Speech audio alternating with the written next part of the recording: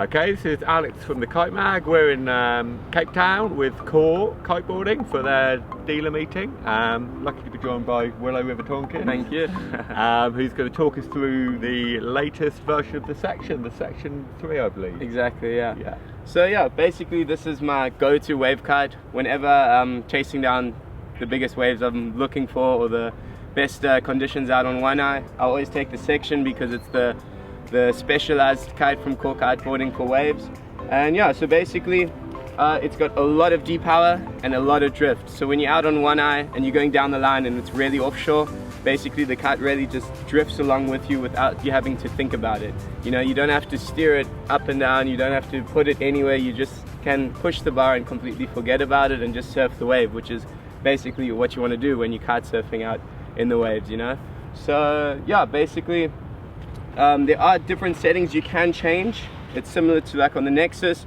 Basically these are the CRT points and you can change it to onshore and offshore as well. Okay. I like to ride everything standard most of the time when on the Section, because I find when I try other people's kites, when other people try my kites, you know, it can always be the standard feeling and everyone gets the same feedback out of the kite. So yeah, basically you can put it closer to the wingtip if you want it to be for onshore wind.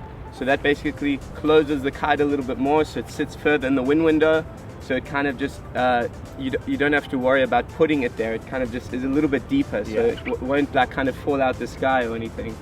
And then if you put it onto the offshore setting, which is the complete opposite side, it will stay a little bit more to the edge of the wind window. So say if you're on Ponte Preta in Cabo Verde, it's extremely offshore. Yeah. So you want your kite to fly all the way to the edge of the wind window, so it's not pulling you a little bit off the wave.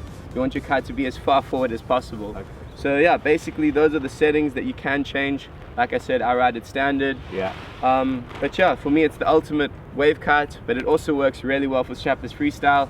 I actually landed my first triple front roll on this kite, so it's always the kite I'm gonna use for the powered freestyle stuff. And yeah, absolutely love it. We've been testing it for, I think this is the 3rd generation. We've been testing for about 6 years, different prototypes, and I'm really stoked on the kite nowadays. And so with the testing, obviously you're based in Mauritius with kind of prime conditions. Exactly. But like, how do you sort of test, bearing in mind that not everyone's lucky enough to sort of get to ride the kind of waves you do every day? Yeah, like I'm often in Europe, I'm often in Germany for multiple events, and you know, I'm often trying the kites there, and maybe I'll feel something or figure out something, say riding in an onshore condition spot in the north of Germany, and then I'll kind of feel, okay, well maybe we could change something slightly. But you know, it's also good to test stuff in the most perfect conditions, because then you know exactly what it's doing when, and you know, I don't have to worry about the surfing of the wave or thinking about that. You know, I can really just focus on what I'm doing, focus on the feeling of the kite,